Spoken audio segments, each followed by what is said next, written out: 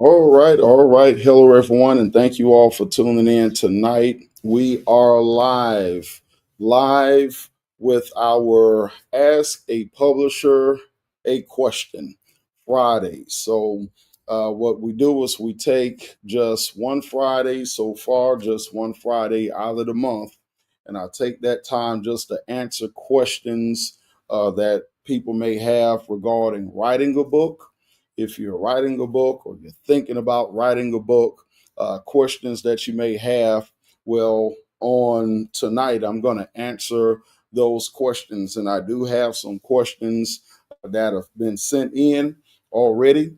But if you're watching right now, when you have a question that you would like for me to answer about writing a book or publishing a book, then make sure that you drop it in the comment section. And also, before we jump right in, I definitely encourage you to share this video to your page so that someone else who is thinking about writing a book or who is right there on the precipice of taking that step, that they can also be informed as well, because we're going to answer some really good questions. My name is Timothy Fleming Jr. I have been helping people to write and publish their books for over a decade. For over a decade, over 10 years, I've been doing this, helping people to write and publish their books. I'm so proud to announce that I've helped hundreds of clients. Yes, to cross over that threshold, that number, say that I've helped hundreds of pastors, entrepreneurs, life coaches. I've even helped reality television personalities, written some of their books, and you've probably seen some of them on television, not knowing that I was the one that wrote the book, as well as celebrity athletes. So I've been doing this for a long time, since 2013, but really before 2013.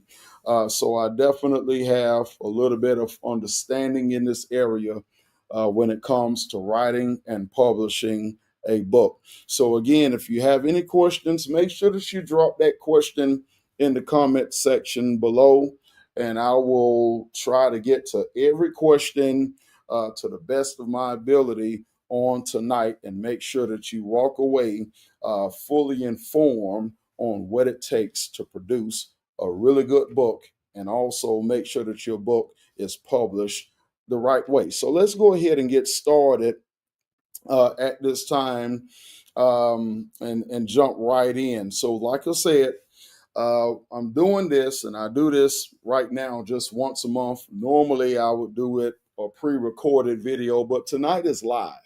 This is not pre-recorded. This is live, and I wanted to really engage and interact with each and every person that's tuning in.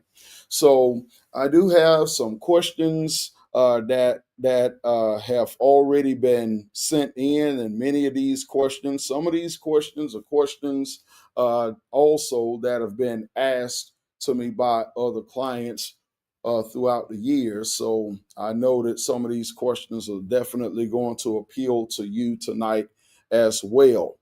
So let's start with our very first question. Our very first question right here, and I'm going to put this up on the screen.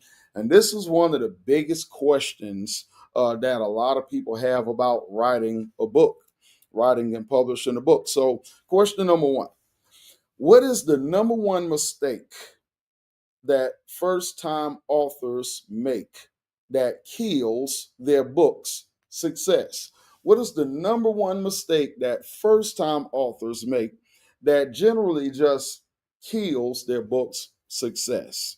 So, if you're watching tonight and you're thinking about writing a book, you're a first time author, and you're trying to figure out, okay, what is the one thing that I need to avoid doing in order to ensure that my book is successful? Because if you're going to spend all of this time and energy and money putting that book together, then you definitely don't want to waste all of that time and energy and cash by making a crucial mistake.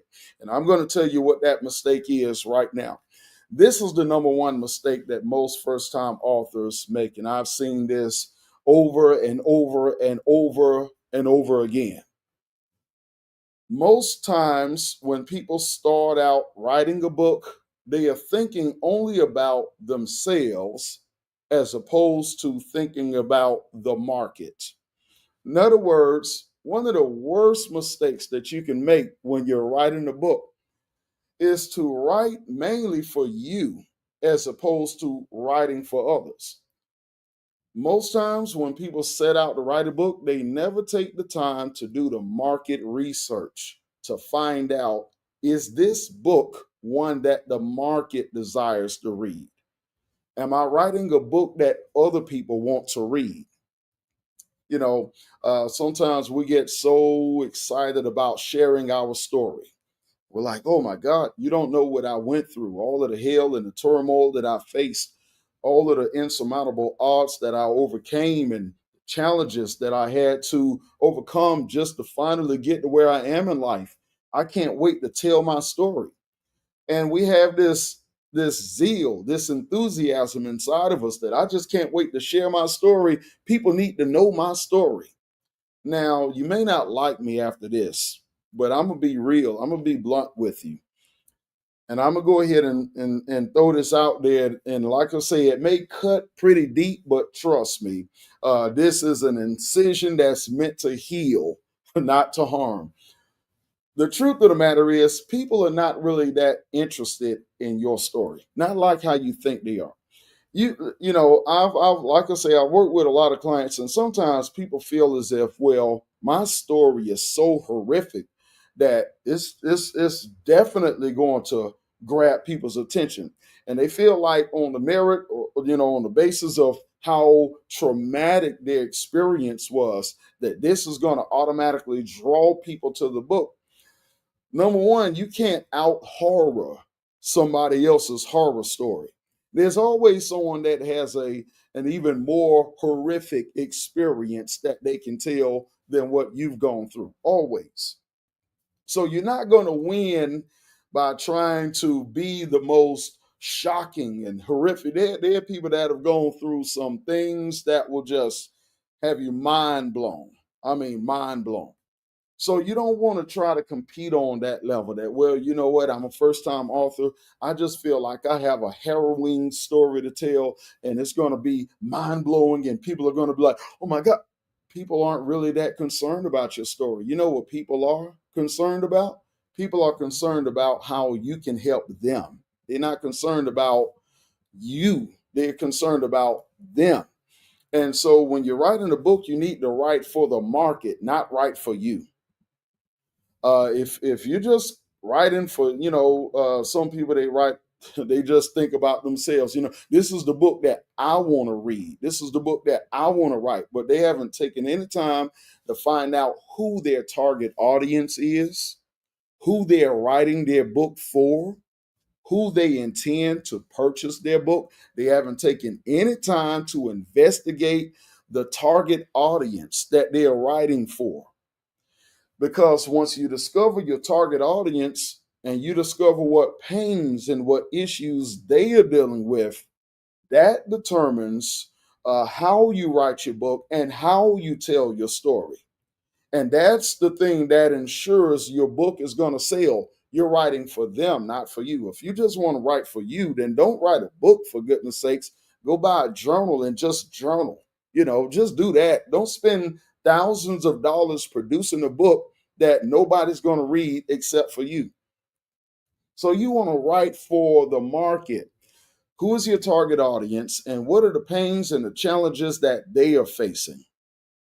When you discover that, then that helps you to now develop a manuscript that is centered around them and what they are looking for, the problems that they are experiencing, and helping them to solve the problems that they are facing.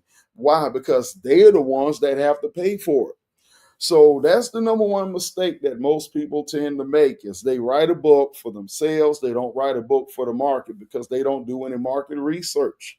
They don't step out there and actually research and find out first who their target audience is and what the pain points they have. They just kind of get enamored with their own story and get wrapped up in a in just a haze and a flurry of excitement over sharing their story, and they forget that it's not the story that sells the book, it's how the story is told that sells the book.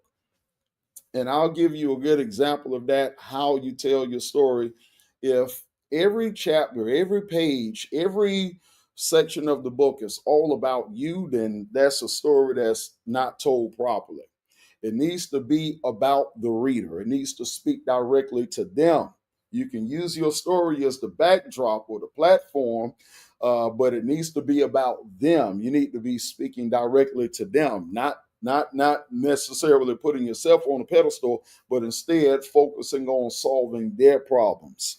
And you can use your experiences as a teaching lesson in order to go into certain talking points. So that's one of the things, and I know that was a little bit of strategy that I just kind of pulled out right there, but that's a huge mistake that kills a book dead, dead on arrival. That you wrote the book without doing any market research first to find out if this is a book that people even want to buy. So that's the first and the biggest mistake that people make.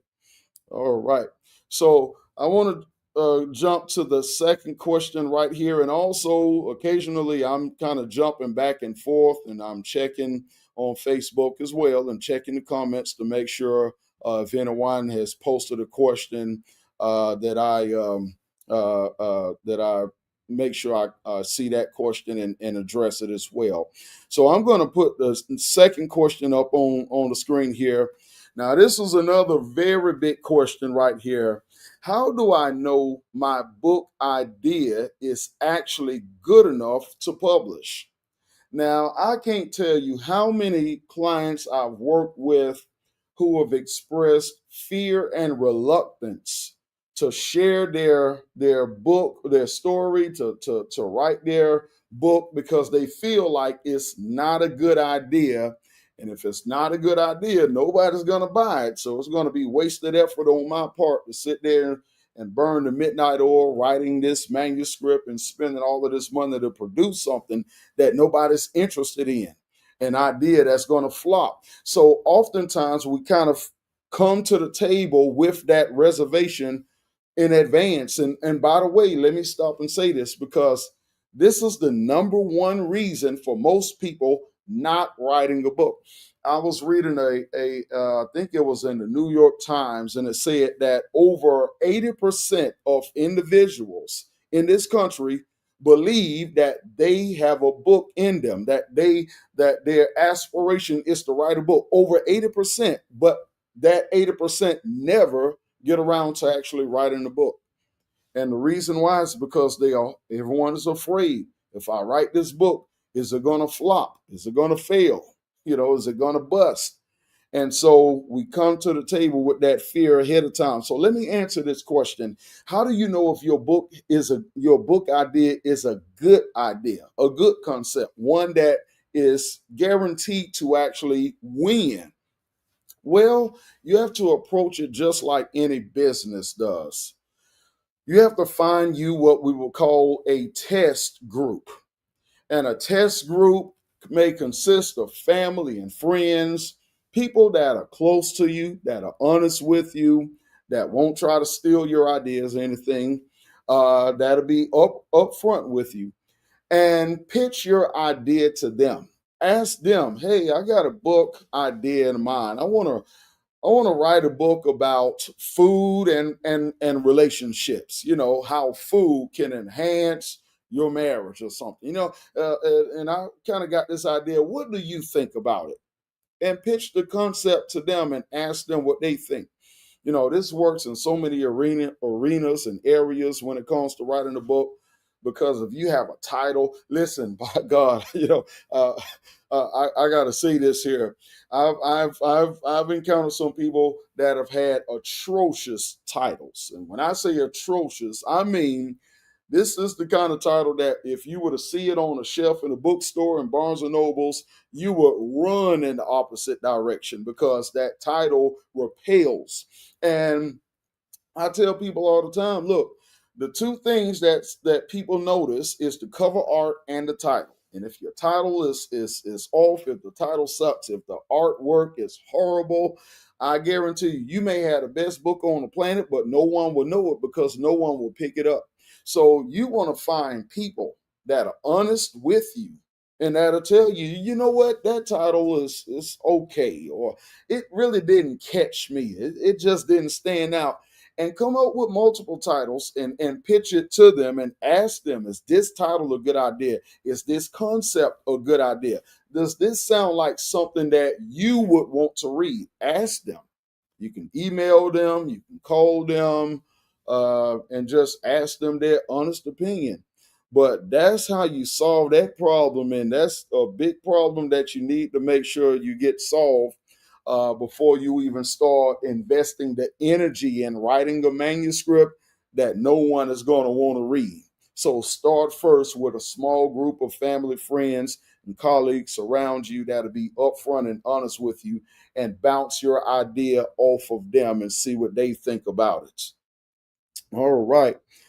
So the next question, and this is a good one right here. This is a good one right here. Should I self-publish or try to get a traditional publisher? Should I self-publish my book or should I try to get a traditional publisher? Tim, what should I do? So I'm going to break this down by explaining the pros and cons of both self-publishing and traditional publishing. And actually, I'm going to start first with the traditional publishing. Traditional publisher, or when you go take that route, that's when you find, for example, a literary agent that can shop your book around to a well-established book publisher that is well connected and has deep pockets. And if your book gets picked up by one of those publishers, then here are the perks. Here are the benefits. A traditional publisher, like I say, they have very deep pockets. That means they are usually well endowed financially to ensure your book's success. They have the money to put towards promotion, marketing. Usually, traditional publishers have their own in house book publicists. They have their literary attorneys. So, if anything were to happen, they have lawyers right there to resolve problems right on the spot. They have their own army of editors, graphic designers, typesetters, formatters, all of these different roles. Traditional publishers, they have all of those people in place. And like I say, they have very deep pockets, so they have the means to get your book out there. They can get them into all of the stores on the bookshelves, put a lot of money behind the marketing and promotion of the book. And they usually have a very good eye for what sells in the market. So a traditional publisher, they know what books sell and what books don't sell. So those are some perks of hooking up with a traditional book publisher. They can get you out there faster, further, um, and you don't. And I'm sorry, I forgot this. You don't have to pay a dime. You don't have to pay for anything because they are handling all of the expenses for the book. That sounds great, but let's talk about the cons.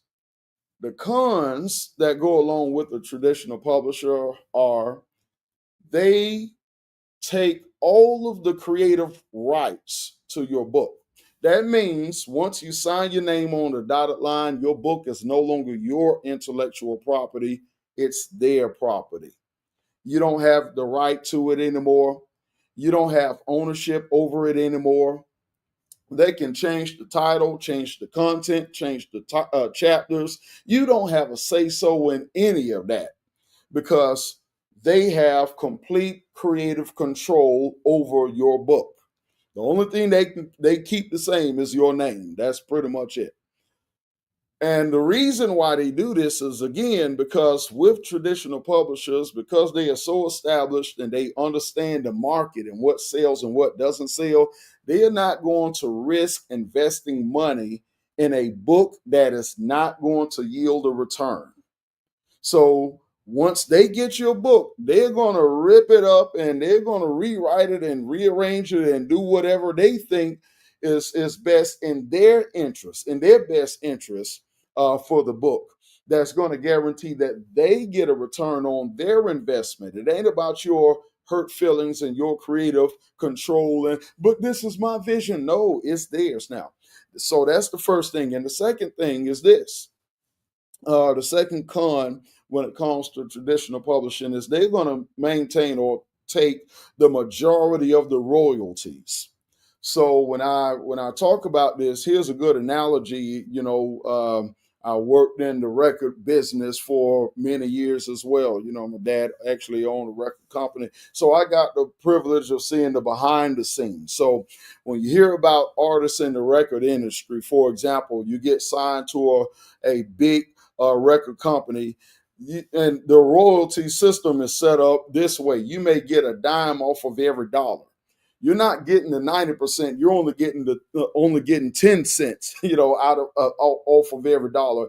The majority of the money is going to the company. And you may ask, well, why is that? So it's because the company is putting up all of the money up front to produce that project. So in the record business, they got to pay for all of the studio time. If you got backup singers, musicians, they got to pay all of those people. They got to pay the sound engineers, technicians, doing all of the mixing and mastering. And if you got 10 tracks, that could easily range just studio time by itself into the tens of thousands of dollars, not to include how much money it costs now to manufacture and distribute and market that particular project. So when it's all said and done at base price, you've easily spent over $50,000 producing. So that company needs to make that money back. So that's the reason why they're going to take pretty much all of the money in royalties.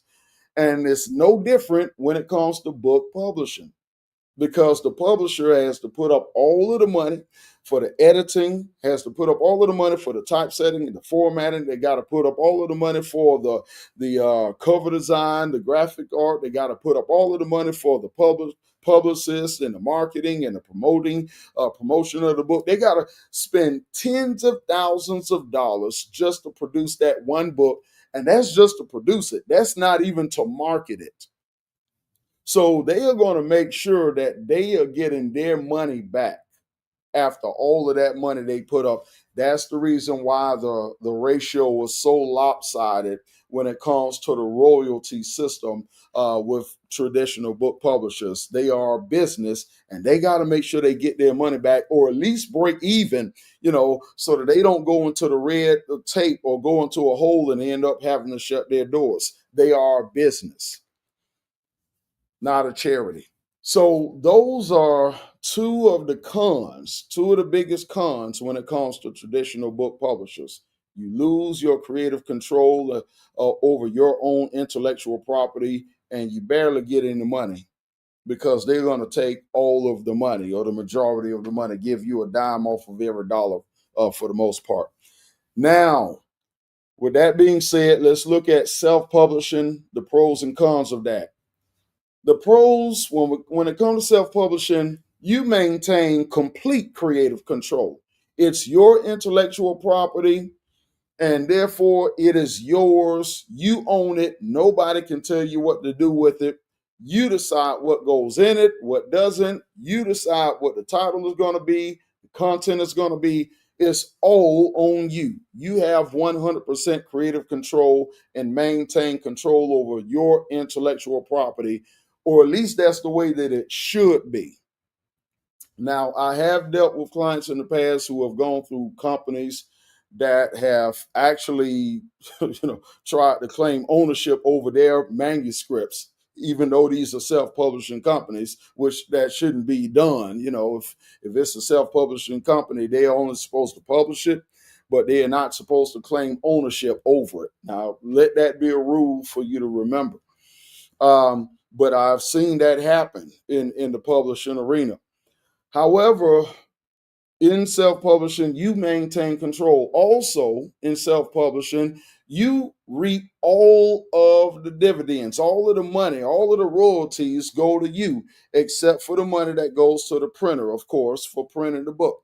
And if you're selling through a third-party bookstore, they take out a percentage also. But for the most part, the majority of the money goes into your pocket as a self-published author. So that sounds good, but here are the cons. When it comes to the cons, you're responsible for all of the expenses for that book. You're responsible for the editing, the cover design, the typesetting, the formatting. You're responsible for the promotion and marketing of the book. If any legal issues pop up, which I've actually seen myself and had to hire an attorney in one case because someone was saying, hey, I have that phrase trademarked, so you can't use that in the title. And finally, we had to kind of settle that with a lawyer. So you have to deal with all of those things out of your pocket, out of your pocket. And this is where, like I say, if you don't have the investment, financial investment, then yeah, it could be a real hassle for you. Not to mention, again, when it comes to the creative control, yes, you may maintain complete and total creative control, but you lack the expertise that the traditional publishers have to ensure that the book you're writing is the type of book the market is willing to read. They've been around the mountain plenty of times and they know what people are looking for and what people buy. You're just stepping into this and you're trying to figure it out, and it's a big risk. You get all of the control, but you take all of the risk when you're self-published. So I want you to really kind of look at those two. Now I want to plug this in because there's a myth floating out there. Self-published authors, they don't do too well. Self-published authors, they don't make a lot of money. That's a myth. Here's the reality. I'm pretty sure you probably heard of this book. I haven't read it, so don't come for me. But I'm pretty sure you heard of the book 50 Shades of Grey. I'm pretty sure you've heard of that. You don't have to read it. You don't have to look at the movie. I'm not endorsing any of that, but I'm talking for the context here of looking at self-published. I don't know if you know that was a self-published novel. That's right, E.L. James, 50 Shades of Grey, that's self-published. She made millions of dollars off of a self-published novel before Hollywood came knocking at her door. I'm pretty sure you've probably heard of a book entitled Rich Dad, Poor Dad by Robert Kiyosaki. Well, that was one of the all-time, best-selling books ever. I mean, international bestseller. That was also a self-published book. He didn't have a publisher. He published it, self-published. You've probably heard of a lot of other books, Huckleberry, Adventures of Huckleberry Finn and others, Mark Twain, and all of these are self-published books.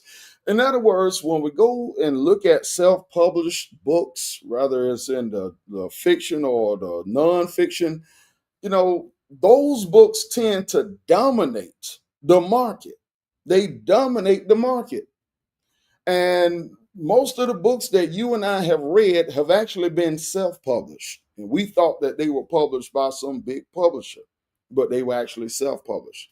So it's a myth that you can't succeed as a self publisher. The reality is the majority of the top books were self published. One author, her name is Mel Robbins, The 5 Second Rule, The Let Go Effect, all of these books. She self publishes her books, self published. And one of the things that Amazon did was level the playing field so that every person, anyone that writes a book can actually go and upload their book and sell their book right there on the spot. And you don't need a traditional publisher or any of that other stuff. So you can succeed and you can actually win big time as a self-published author, but you're treading more cautiously because you take all of the risk at the same time. And I'm gonna throw one more little point in about this right here, because as a self-published author, you have access today to things that other authors years ago didn't have access to. Now, with the emergence of social media and the internet, a lot of the big time book publicists and editors and graphic designers and people that used to work for the major publishing houses have gone into business for themselves and are now offering their services to self-published authors. So your book may be self-published. It may not have gone through a traditional book publisher, but it looks, feels, and reads like it's gone through a traditional book publisher, because the people that used to work at those publishing houses are now freelancers, and people are going through them on their own. So that's another benefit right there that you have. But like I say, you get all of the benefits, but you also take all of the risk as a self-published author. And there's no guarantee, just because you go through a traditional publisher, no guarantee that they're even going to put the money behind the marketing of your book anyway.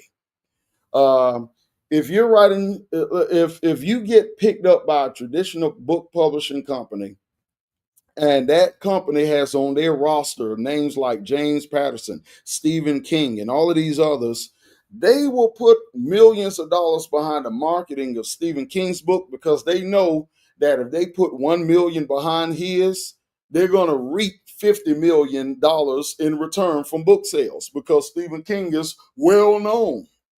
You're unknown. Nobody knows who you are. So that traditional book publisher is going to be very reluctant to put money behind the marketing of your book.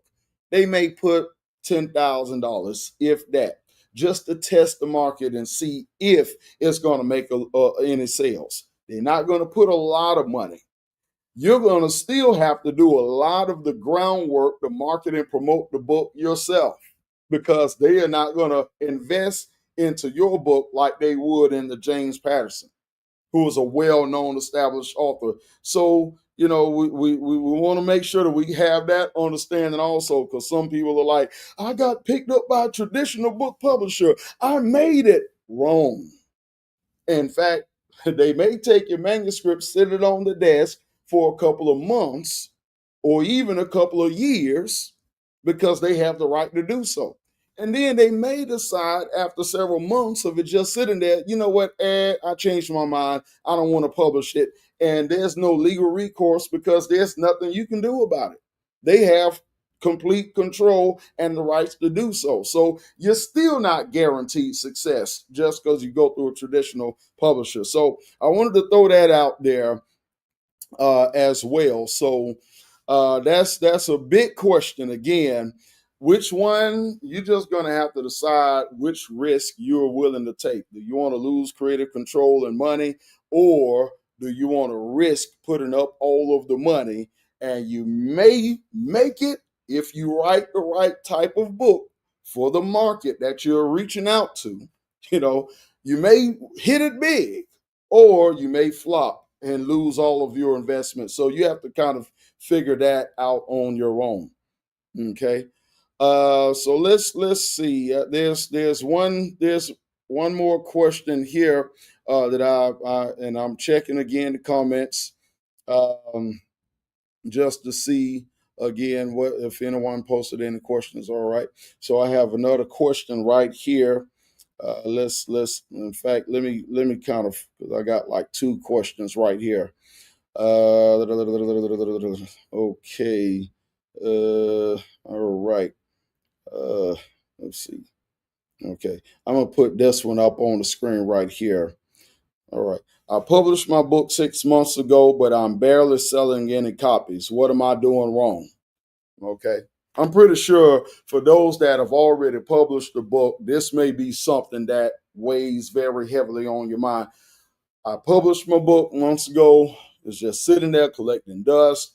One of the things that I oftentimes mention, a lot of times people feel like they have made it once their book hits the bookstore shelves. And I've seen several of my clients, and we're talking about self published clients, Their books are sitting right there on the shelves in Barnes and Noble's bookstore, and they just like, oh my God, I made it. My book is on the shelf. Well, the problem is this: it's just sitting on the shelf collecting dust, and it's only going to sit there for up to 6 months before they take it off, remove it. They're going to either burn it or throw it in the trash can, because they want to make room for a new crop of books to put on those shelves. So that doesn't mean that you made it just because your book is in the bookstore. You made it when your book is actually selling and selling consistently. That's when you can say you've made it. A lot of people are just enamored and just excited over the idea of their book being in a bookstore. When the reality, and I'm gonna tell on myself right here, the reality is you may make more sales selling direct from your own website or through your own innovative means than you would by selling through a bookstore. So a lot of times people are like, well, I just need to get it into a store so that they could sell it. They are not going to sell your book. They're just going to sit the book there and let it collect dust. You still have to drive the sales to that bookstore, who's going to take a percentage of the money anyway. So if you're going to drive them to the store, you might as well drive them to your own website, and sell your book direct. But when it comes to selling copies of the book, a lot of times people are wondering, well, what am I doing wrong? I'll start right here. This is the classic mistake that so many authors and aspiring authors make. They write a book without first developing a plan of action regarding how to market the book before they publish it. Did you know that you're actually supposed to market the book before it has been written, or at least before it has been published? The real selling is done before the book gets published, not after. If you publish the book and then try to come up with a marketing plan afterwards, you're already behind the curve. Number one, you can't make a bestsellers list that way because bestsellers lists are dependent upon how many books are sold over one weekend, not throughout the duration of a book's lifetime. So you want to make sure that you actually come up with a plan on how to actually market the book before you even write and publish it. That's the first mistake that most people make, is they wait till after they publish and then say, now what do I do to get it out there? When you were supposed to be getting it out there and actually getting sales before it was even written, or at least before it was even published. So that's the first thing right there. That's the first classic mistake that people make, is they get, like I say, so excited about producing the book, they didn't treat the book like a business.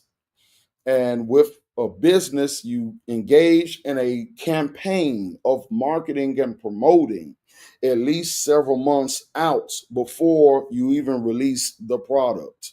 And this is how every business does it, that before I release the product, I'm going to take to my social media, I'm going to take to the airwaves, I'm going to try to get myself on every channel in order to gain the most amount of exposure that I can. And I'm going to tell people about this product that's getting ready to come out. So you make sure that you get ready to pre-order your copy, get prepared for it.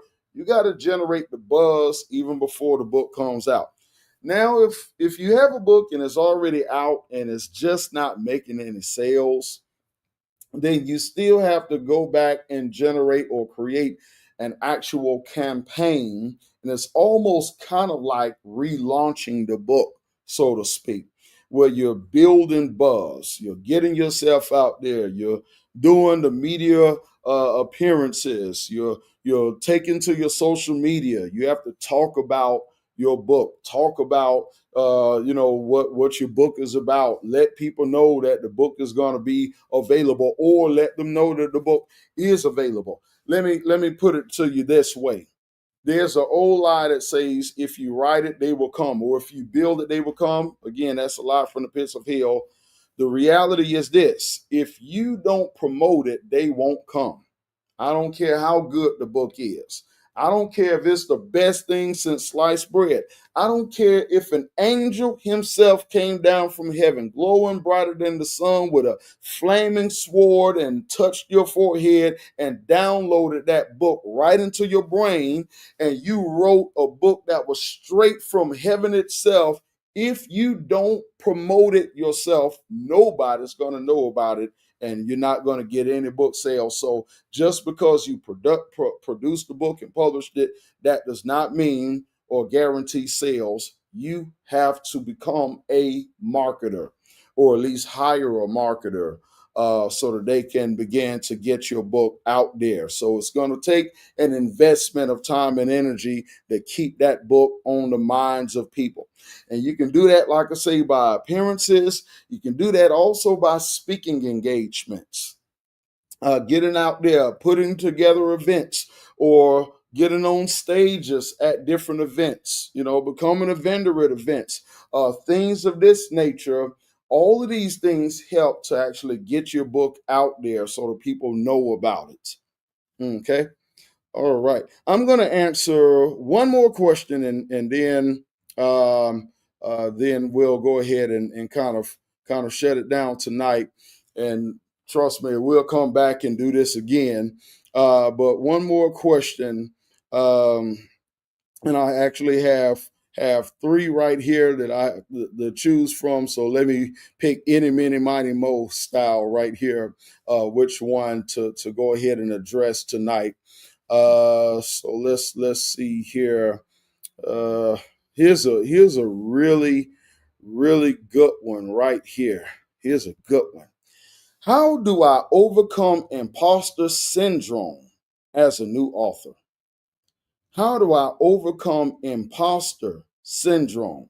Now, I really should have saved this for a whole nother night, because this would run by itself. But imposter syndrome is where you really kind of look at yourself with doubt. You feel as if you're not capable or qualified to be someone else's guide, to help them navigate the problems and the turbulent waters of their own life, to find a solution. Now, this is the issue right here. Most people who deal with imposter syndrome have somewhere at some point in time in their own lives been made to feel as if they were inadequate or not enough, which creates this craving and longing for validation outside of yourself. You're looking for someone else to tell you that you made it, or someone else to tell you that you're qualified. And a lot of people seek that validation. And now, listen, I'm not saying anything wrong against degrees or whatever, but they feel like if I could just get a piece of paper, that will be the validation that proves I'm worthy to be heard and taken seriously.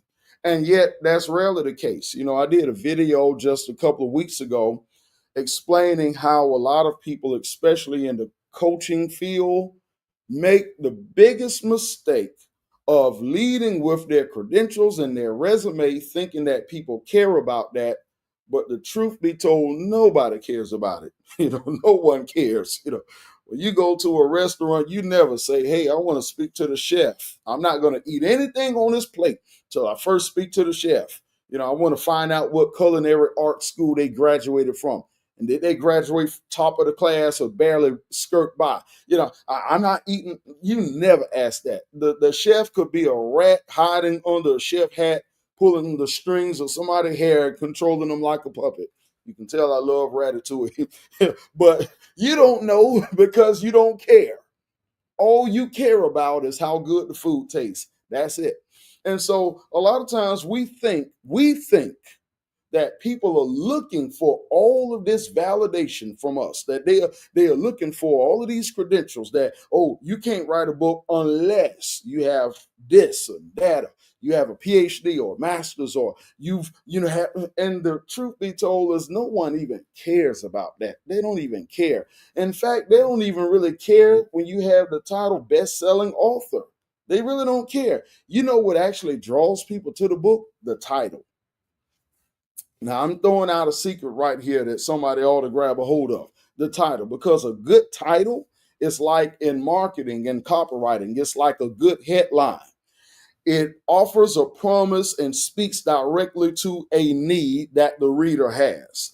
That's what hooks them. That's why in marketing it's called a hook, because you are hooking them. And a good title hooks them and wheels them in.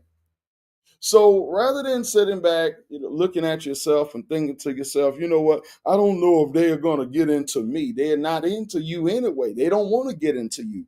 They just want answers to their questions, solutions to their problems. And if your book promises a solution to their problem and answers a question that they desperately need answered, they will buy the book because it is speaking directly to them, is hitting the pain points that resonates with them and that moves them. That's why I tell people all the time, look, don't worry about trying to, create this persona or facade, or wonder if people are going to take you seriously, because they don't know you and they really aren't interested in you.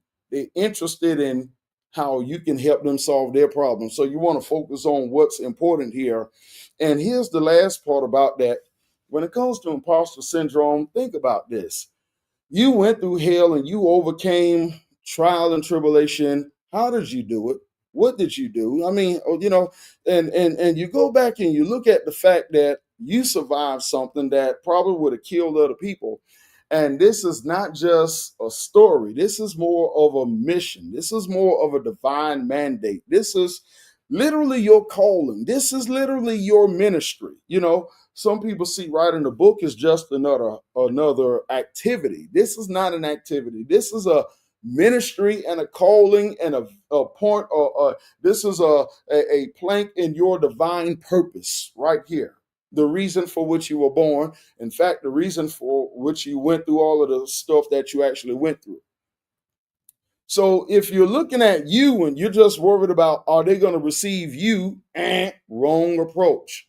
If you're looking at your challenges and the things that you went through, and you're thinking about the fact that someone else is going through the same exact thing right now, and if they don't hear your voice, they may perish, whereas you succeeded, they may fail. They may drown in the waters that you managed to swim out of. If you're not thinking about serving, then you're already stepping in with the wrong idea and the wrong mentality. It's not about you, it's about who you're helping.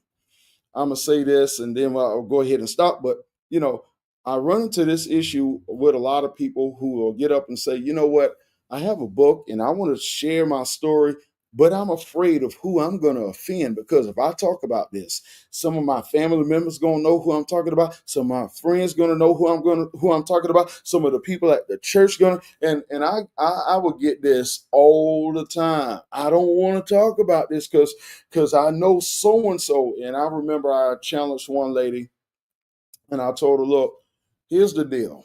You can decide to shut up your mouth and close down your story, which has the potential to set millions of people free. You can decide you want to please one person and suppress your story, or look past that person and think about all of the thousands and millions that actually need what you have to offer. So, which one do you want to do? Shut it down on the account of one, or keep it going on the account of millions? Which one do you want? Like, which one is more important here? And even when you do share your story, you're still going to have some people that get ticked off. Now, and this is what I do. I always tell people, look, here's a good workaround. Don't use their real name. Use an alias. Just refer to them as "Hey B" or something. You don't have to use real names. The general public don't know who you're talking about. Only a handful of people do, and they probably don't like you anyway. So don't even worry about that. But you want to think about who you're actually called to help. And I didn't just say who you're helping, I said who you're called to help, because you have to see this thing as a calling, not just an activity. That's what helps you to get past the imposter syndrome that ravishes over 80% of the population of individuals that say they have a book in them, but they never take action. Learn that they don't even really care about you. They don't. They don't care about what's in front of your name, behind your name. They don't even really care about your name. They don't know you. I buy books all the time by authors I have never heard of. But you know what drew me in? That title spoke to me. Whoa, that's what I'm dealing with. And then when I picked it up and read the blurb on the back and looked at the titles of the chapters, I'm like, all of this is what I'm dealing with. This is speaking to me. I'm game. I'm taking this book straight to the counter, buying it right now, or I'm downloading it on my phone to Audible. Why? Because the book spoke to me. I don't even know the author, but I know that the subject or the problem they're solving is what I'm dealing with, and I got to get this book. So it ain't even about you. It's about the message, and it's about the people that God called you to serve. He gave you that message for those individuals. So I hope those that answered your question, because we have, like I say, so many more questions here, so many other people, and I'm going to have to come back and just do a talk, actual talk. Probably I might do actual live, and actually talk about how to properly title your book. Put it in the chat section if that sounds like something you will be interested in. How to actually title your book. If that's something that you will be interested in, just put one in the chat section. Let me know, because I would like to know what questions and what topics, what issues are important to you. So I want to do this before we get out of here. I do have a free resource, and again, it is free. You don't have to pay for it. It is a book that I wrote, and it is a free guide, an actual free publishing guide that covers a lot of the topics, a lot of the questions that we actually talked about tonight. And I'm going to type this in. This is a free download that you can actually get. And let's see here. All right, there we go. So I just put that in the comment section, and I think I can also put that in the chat section for anybody that wants to personally chat or what have you. But you can go to that site, or you can simply go to the website itself at www.tnjpublishers, and you can actually download that free guide yourself and get that guide. And it's going to answer a lot of questions, especially questions about self-publishing versus traditional publishing, questions about how your title needs to be set up, how the cover needs to be designed, all of those little things that determine whether or not a book makes sales or gets passed over. All of those topics, all of those questions you'll find in that free guide. So you can download it there, or you can simply go to the website itself at tnjpublishers.com. And look, if there's somebody that's watching tonight and you have a book in you and you want to take this a step further, you need some more personalized attention, direct help. This was good tonight, but hey, Tim, I want to have a one-on-one conversation with you because I have an idea, or I have a book in me that I know I need to get out, but it's not about the story, but how it was told. So I need some help telling the story in a way that's going to guarantee that I actually reach my target audience, get book sales, and get my voice out there. And not only that, but you may want help developing and setting up a pre-launch marketing campaign so that you actually get book sales before the book has been published, or a post-launch marketing campaign so that you can take a book that's not selling and start generating sales. Then you can go ahead and contact me as well. And I'll make sure that I post that link as well, because I am taking free consultation sessions as well. And again, it is free. During that consultation, I'm just going to simply ask questions, find out exactly what your goals are, and I'm going to post that in the link as well. Post that link here in the comment section, so you can go to both of those if you want the free consultation, or if you want to download the free guide. You have both of those resources that are available to you. So again, thank you all for tuning in tonight. It's been fun, it's been wonderful, and I'm so glad that some of you, let me see in the chat section or in the comment section, any of you, those of you that if you got anything out of tonight, just put down what was your takeaway. What was something that you got out of tonight's talk, out of tonight's talk. If there was anything that really resonated with you and stood out to you. All right.